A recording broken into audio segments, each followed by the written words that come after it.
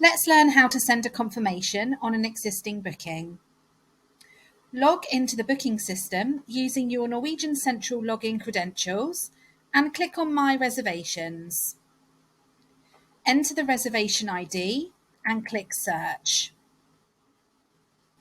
On the reservation dashboard on the left-hand side, click Send Confirmation.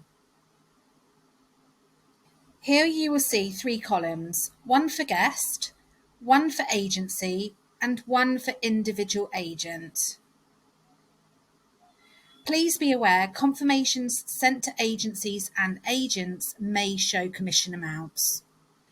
Verify the lead guest name is showing correctly under the guest column. Then select Confirmation London.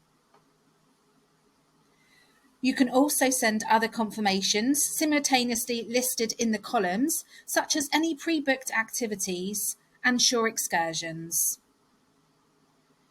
The guest email address will automatically populate at the bottom. Please check this is correct or update as required. We recommend with any amendments you always send an agent confirmation to yourself by selecting Confirmation London under the agency column. Once you are happy that all of the information is correct, click Send Confirmation. Here is how you can request a confirmation on an existing booking.